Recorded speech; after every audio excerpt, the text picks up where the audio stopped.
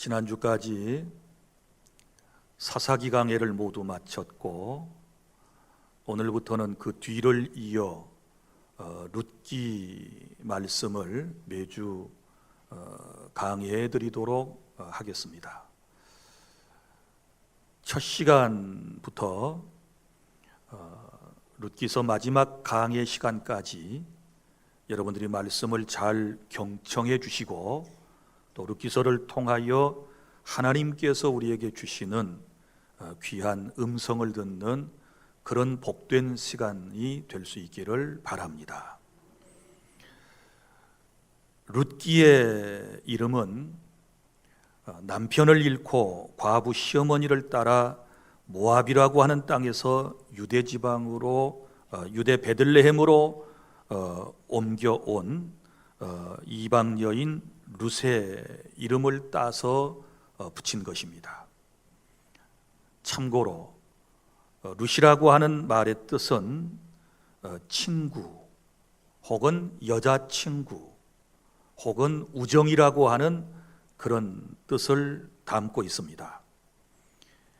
이 룻기서를 어느 시대에 누가 썼는지에 대해 확실한 기록을 알 수는 없지만 다윗 시대 이후에 다윗의 가문에 대해 잘 알고 있는 누군가에 의해서 이 룻기서가 기록되었다고 보는 것입니다.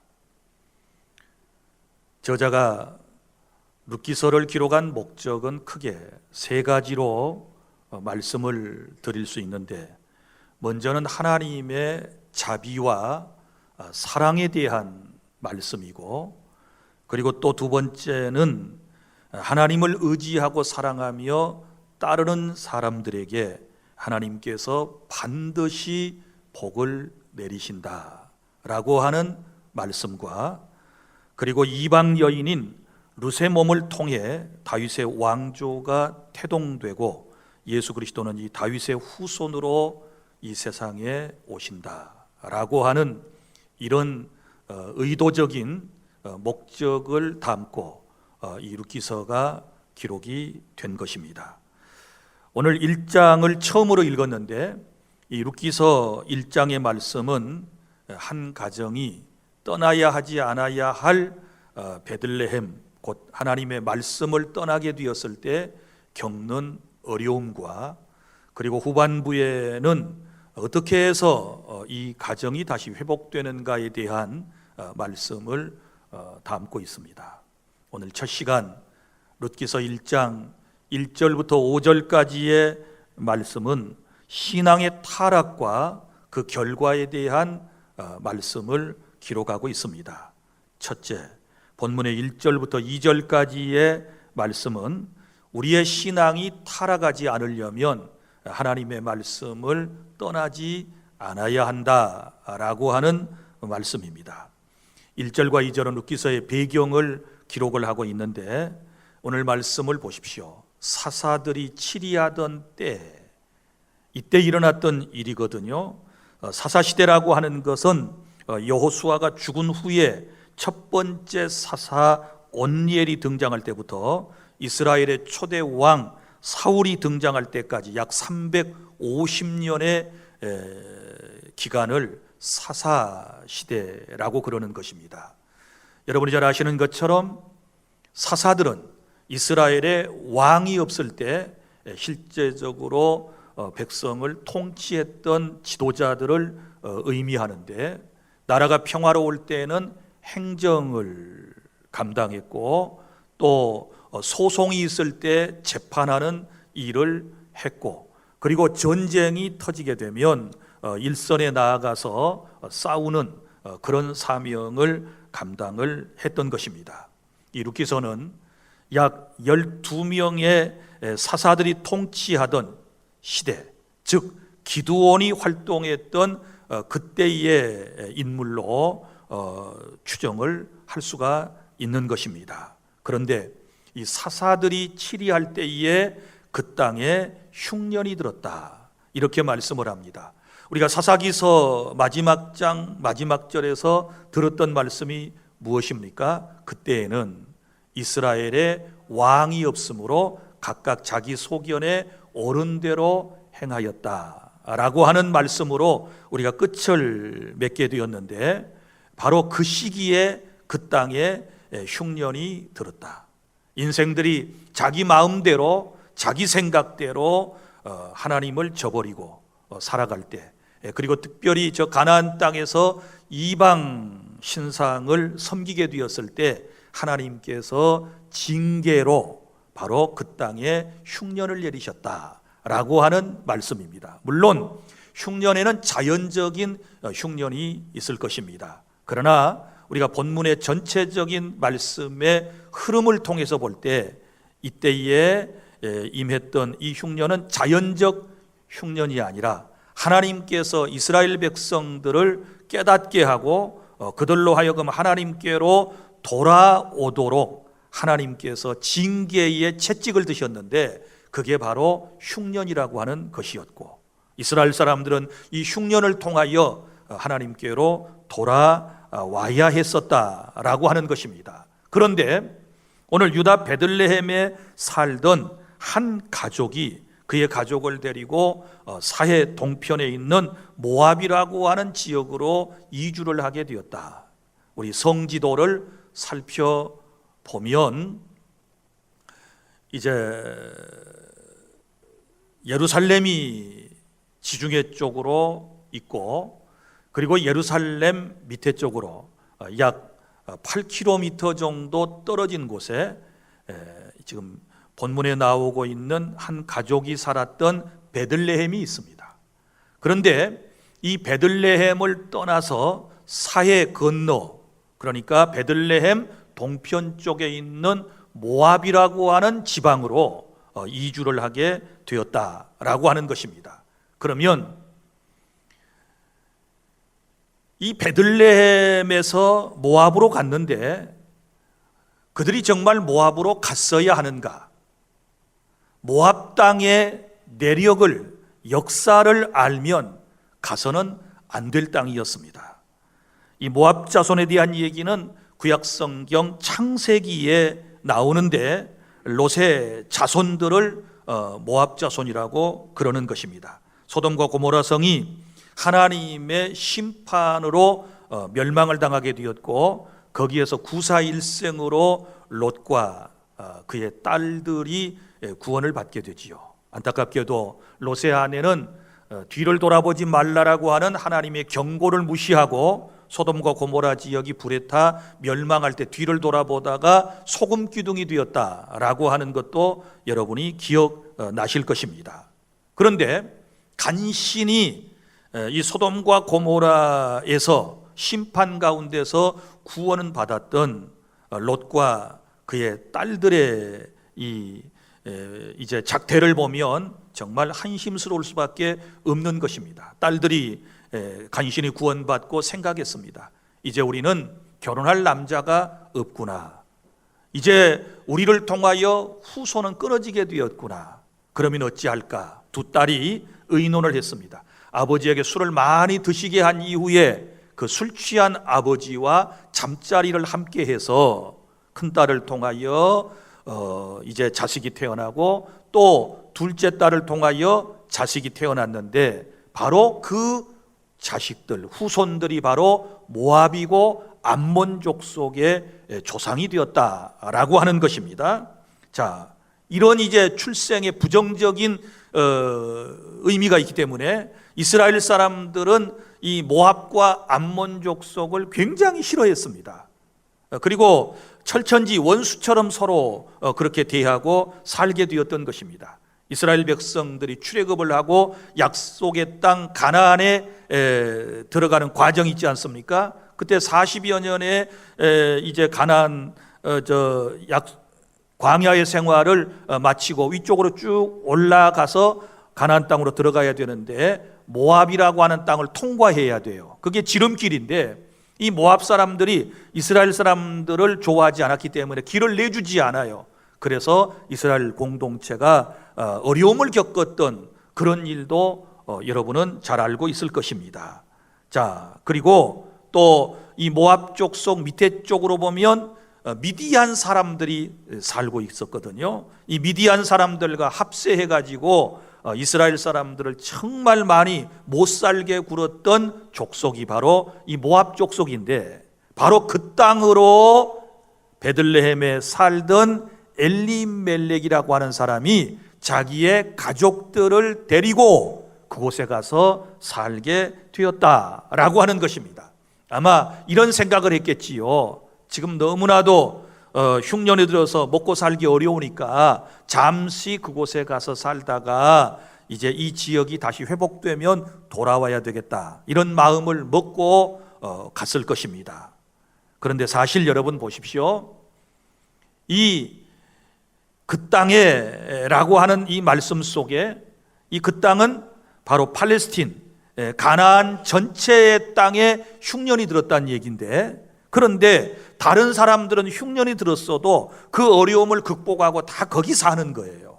그런데 하필이면 이 엘리멜렉의 가족을 이끌고 모압 지방으로 이주하는 이런 모습을 우리가 볼 수 있지 않습니까? 2절에 나타난 바대로 그들이 살았던 유다 베들레헴은 예루살렘 남쪽으로 약 8km 떨어진 곳에 있었다고 그랬습니다. 그런데 이 에브라시라고 하는 것은 옛날 베들레헴의 본래 이름을 말하고 있는 것이고, 야곱의 아내 라헬이 바로 이 베들레헴에서 죽었습니다.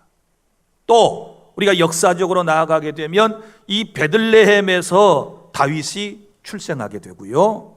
그리고 이 베들레헴에서 다윗의 후손으로 우리 구주 예수 그리스도가 탄생하는 아주 의미 있는 역사적인 그러한 마을이 바로 베들레헴이었습니다. 그런데 이 베들레헴을 뒤로하고 가지 않아야 할 모압 땅으로 이주해 갔다. 이것은 오늘날 우리의 삶의 모습을 지금 말씀을 하고 있는 것입니다. 사랑하는 성도 여러분, 우리가 이 세상을 살아가다 보면 우리는 여러 가지 어려운 일들을 경험하게 됩니다. 사람 사는 곳에 여러분 어려운 일이 없는 곳이 어디에 있겠습니까? 때로는 자연적 현상으로 우리가 고통을 받기도 하고, 때로는 질병으로 어려움을 겪을 때도 있고, 또 인간 사회는 공동체 사회이기 때문에 서로 인간관계 속에 부대끼며 상처를 서로 주거니 받거니 하며 살아가는 것입니다. 이 모든 것들을 우리는 고난 혹은 고통이라고 하는 말로 표현하기도 하는 것입니다. 그러면 사랑하는 성도 여러분, 생각해 보십시오. 인생의 삶 속에, 내 삶 속에 고통이 찾아왔을 때, 어려움이 찾아왔을 때 우리 어떻게 이 문제를 해결해 나아가야 할까요?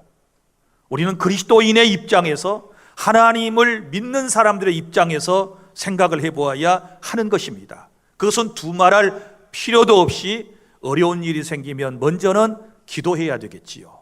그렇지 않습니까? 무슨 이유인지는 모르지만 내게 어려움이 왔으면 그 하나님의 뜻을 깨달을 때까지, 그리고 이 문제가 해결될 때까지 우리가 할 수 있는 최선의 방법은 뭐예요? 기도인 것입니다. 하나님께 기도해야 되는데, 오늘 여기 말씀에 보면 베들레헴에 살던 이 엘리멜렉의 가족은 기도했다라고 하는 말이 없습니다. 그리고 또 하나, 어려운 일이 생기면 이 어려운 일이 왜 찾아왔나? 이 어려운 일이 나하고 무슨 상관이 있나? 이 고난이 내게 어떤 의미를 가지고 있는가를 우리가 말씀의 거울 앞에서 자기 자신을 비춰보며 성찰하는 그런 시간이 우리에게 필요한 것입니다. 어려운 일이 찾아오면 이거 자연적으로 발생한 가뭄이야, 이렇게 생각해서는 안 되지요. 이거 지금 사회 환경 전체가 이런 모두 어려움을 겪고 있어, 그렇게만 생각해 버린다 그러면 문제 해결이 되지 않는 거예요. 우리는 그리스도인입니다. 말씀의 거울 앞에 자기 자신을 비춰봐야 돼요. 내가 하나님의 말씀대로 바로 살았는가? 내가 하나님께 불순종한 것은 없는가? 하나님의 마음을 아프게 한 것은 없는가? 왜 이런 고통이 내게 왔을까? 왜 환경이 이렇게 어렵게 변하고 있는가? 이것을 우리는 말씀 속에서 기도하면서 찾아내야 되는데, 안타깝게도 이 가정은 그런 모습이 보이지 않아요.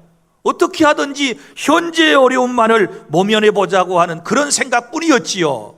그래서 어려우니까 보따리를 싸들고 가족들과 함께 저 모압 땅으로 그들은 이주를 하게 되었던 것입니다.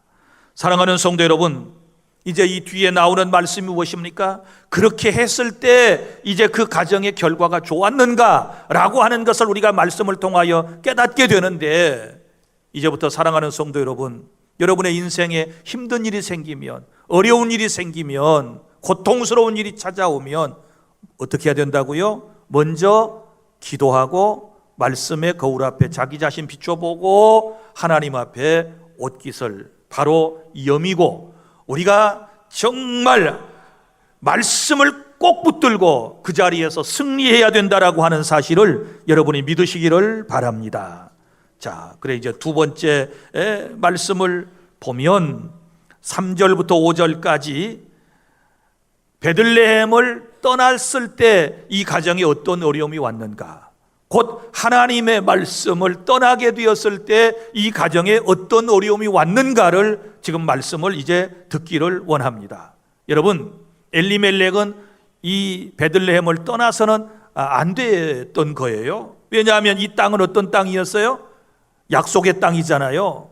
그 약속의 땅까지 오기 위해서 큰 출애굽했고 40년 동안 갖은 고생을 했고, 그리고 또 여호수아를 통하여 가나안 정복 전쟁을 해서 겨우겨우 얻고 차지한 땅인데, 이 약속의 땅 베들레헴, 그리고 베들레헴이 주는 영적인 의미가 무엇입니까? 베들레헴이라고 하는 것은 떡집이라고 하는 뜻이지요. 떡집. 사람이 떡집을 떠나면 죽지요. 먹지 않고 어떻게 삽니까? 여러분, 예수 그리스도는 우리의 생명의 떡인 줄로 믿으시기를 바랍니다. 산 떡이신 줄로 믿으시기를 바랍니다. 예수님을 떠나서는 아무것도 할 수 없고, 예수 그리스도를 떠나서는 우리가 이룰 것도 없다라고 하는 사실을 기억하시기를 바랍니다. 이제 3절부터 5절까지의 말씀에서 이제 그런 모습을 한번 찾아보기를 원합니다. 엘리멜렉의 일가를 보시기를 바랍니다. 우리 속담에 이런 말이 있습니다. 여우를 피하려다가 호랑이를 만난다. 잘 기억하세요. 여우를 피하려다가 호랑이를 만난 격이 되었어요. 흉년을 피해서 모압으로 가서 뭔가 좀 잘 살아보려고 했던 이 가정의 가장 엘리멜렉은 모압으로 이주한 지 얼마 되지 않아서 그곳에서 죽습니다. 그곳에서 죽어요. 살아보고자 한 그 땅에서 가장이 먼저 세상을 떠난 것은 소망이 완전히 무너졌다라고 하는 것을 우리에게 말씀을 하고 있습니다. 일시적인 고통을 피해서 갔지만 영원한 죽음을 가장이 맞이하게 된 것입니다. 사랑하는 성도 여러분, 다시 말씀드리지만 흉년이나 재앙이나 전쟁은 우리가 혹 피해갈 수 있지만 죽음은 절대로 피할 수 없다라고 하는 것을 아시기를 바랍니다. 이렇게 해서 가장이 먼저 죽어요. 가장이 죽은 이후에 그의 부인의 이름이 누구입니까? 나오미지요. 나오미고 두 아들이 있었지요. 얼마나 큰 상처를 받았을까요? 나오미는 이제 여성으로서 가장의 책무를 감당해야 할 판이 되었습니다. 나오미라고 하는 말의 뜻은 나의 기쁨이라고 하는 뜻이고, 감미로운 혹은 사랑스러운 이라고 하는 뜻을 가진 이름입니다. 자, 두 아들도 함께 갔다 그랬지요. 첫 번째 아들의 이름이 뭐예요? 말론이지요. 말론이라고 하는 말은 병야간이라고 하는 뜻을 가지고 있고, 그 다음에 기럐이라고 하는 이름을 가진 두 번째 아들이 있었습니다. 기럐이라고 하는 말은 쇠약하다라고 하는 뜻이에요. 그러니까 아마 출생할 때부터 이 아들들의 모습이 이러했지 않았나라고 하는 추측을 할 수 있는데, 이름이 굉장히 중요해요. 그렇다고 해서 큰 아들의 이름을 병야간, 그리고 둘째 아들의 이름을 쇠약간, 이런 뜻을 이제 부여했다라고 하는 것은 좀 지혜롭지 못한 처사가 아니었나 싶습니다. 그리고 이제 이곳에서 두 자부를 맞아들이게 되지요. 남편이 죽었으니까 먹고 살 길은 이제 너무나도 갑갑하고, 이러니까 이제 서둘러서 두 아들의 혼사를 성사시킨 것 같습니다. 그래서 이제 첫 번째 며느리의 이름이 오르바가 되는 것입니다. 오르바를 며느리로 맞이했어요. 오르바라고 하는 말의 뜻은 돌아간 자라고 하는 이제 그런 뜻이 있고요. 또 하나의 자부의 이름은 무엇이었느냐? 루시였습니다. 이 루시라고 하는 말은 바로 친구라고 하는 뜻을 가지고 있지 않습니까? 그런데 지금 여기서 나오미는 이 어려움을 극복하기 위해서 자식들을 서둘러서 결혼을 시켰지만 결국은 이것 또한 하나님의 말씀을 거역한 거예요. 보십시오. 이스라엘 사람들은 절대로 이방인들과 혼인을 금하고 있습니다. 그런데 모압 땅에 이방 여인을 둘이나 맞아들였다라고 하는 것은 하나님의 말씀을 지금 저버린 거예요. 일이 이렇게 되면 계속 꼬이는 거예요. 한 번 잘못했으면 빨리 우리가 고쳐야 되는데 그렇지 않고 계속해서 말씀을 떠나 이런 행동을 하게 되면 어려움이 찾아오는 것은 불보듯 뻔한 일이 아니겠습니까? 자, 여러분, 그래서 이제 결국은 처음에는 어때요? 가정을 잃고 슬픔에 빠져 있던 가정에 두 아들이 며느리를 맞아들임으로써 기쁨과 즐거움이 찾아왔지만 이것은 순간이었습니다. 얼마 가지를 못했습니다. 그렇습니다. 여러분, 결국 우리가 어려움 가운데서 찾아낸 방법이라고 하는 것이 그것이 영구적인가 일시적인 것인가, 이걸 늘 우리는 따져 생각해 볼 필요가 있다는 것을 알아주시기를 바랍니다. 그 기쁨이 오래가지 못하고 두 아들마저도 이제 혈육 하나 남기지 못한 채 그 땅에서 죽어버리게 되는 것입니다. 여러분, 흉년을 피해 고향 산천 일가 친척 이웃 사촌을 뒤로하고 이방 땅에 온 것인데 두 아들마저 죽었으니 무슨 청천 하늘에 여러분 날벼락 같은 일이 아니겠습니까? 이런 어려움을 지금 계속해서 겪고 있는 거예요. 그래서 고향을 떠나 모압에 산 지 10년 동안에 이게 다 일어났던 일들이에요. 그래서 이제 나오미의 가정에는 세 과부만 남게 된 것입니다. 사랑하는 여러분, 예나 지금이나 특별히 이스라엘에게 있어서 남자는 가정의 힘과 원천이었는데 이제 모든 소망이 사라져버리게 되었다. 너무나도 안타까운 이야기를 우리가 지금 듣고 있는 것입니다. 사랑하는 성도 여러분, 이제 말씀을 정리해 보겠습니다. 베들레헴에 살았던 엘리멜렉 가족은 하나님께서 그들의 죄값으로 흉년이라고 하는 징계를 내리셨을 때 그것을 피하기 위해 가족을 이끌고 모압이라고 하는 땅으로 가서는 안 될 땅으로 그들은 이주했습니다. 흉년이든 그 땅에서 회개하고 그 땅에서 믿음을 더 돈독히 했더라면, 자신들의 삶을 고쳐서 바로 살았더라면 이런 비극과 슬픔을 당하지 않았을 것입니다. 그런데 떠나지 않아야 할 베들레헴을 떠났다가 흉년보다 훨씬 가혹한 아픔을 그들은 경험해야만 했다는 것을 기억하시기를 바랍니다. 다시 속담을 기억하세요. 여우를 피하려다가 호랑이를 만나는 이런 격이 되었다. 우리의 신앙생활에, 우리의 삶 속에 이런 일은 절대로 없어야 된다라고 하는 것을 기억하시기를 바랍니다. 일시적인 것을 선택하려다가 여러분, 영원한 어려움을 겪는 그런 어리석은 우리가 행동을 해서는 안 된다라고 하는 것을 말씀을 통해서 깨달아 주시기를 바랍니다. 사랑하는 성도 여러분, 우리는 하나님께서 우리에게 때때로 징계를 허락하실 때 그것을 피하려고 해서는 안 돼요. 어려움을 피하려고 해서는 절대로 안 돼요. 지금 이 자리 떠난다고 문제가 돼요? 지금 여러분이 믿음의 생활을 떠나서 세상으로 돌아가서 산다고 무슨 문제가 해결돼요? 물론 신앙생활 하다가 잠깐 세상에 나가 살면 재미있을 수 있겠지요. 잠깐은 무슨 즐거움이나 쾌락을 여러분이 안정을 맛볼 수 있겠지요. 그러나 기억하셔야 할 것은 절대로 그것이 오래가지 못한다라고 하는 것을 오늘 이 말씀을 통하여 깨닫고 속히 돌아와야 될 줄로 믿으시기를 바랍니다. 제자리에 있어야 돼요. 믿음의 자리에 있어야 돼요. 말씀의 자리에 있어야 돼요. 기도하는 자리를 지키셔야 돼요. 헌신하고 봉사하는 자리에 있어야 더 큰 어려움을 경험하지 않는다는 것을 깨달을 수 있기를 바랍니다. 징계는 피하려고 할 일이 아니고 그 징계를 통하여 우리가 겸손히 징계를 받아들이고 회개하고 내 삶을 고쳐야 우리에게 살 길이 열리게 된다라고 하는 것을 믿으시기를 바랍니다. 이제 말씀을 여러분 기억하시기를 바랍니다. 내 신앙이 타락하지 않으려면 어떻게 해야 될까요? 베들레헴을 떠나면 안 돼요. 떠나지 않아야 할 자리를 떠나서는 안 돼요. 말씀을 절대로 떠나서는 안 돼요.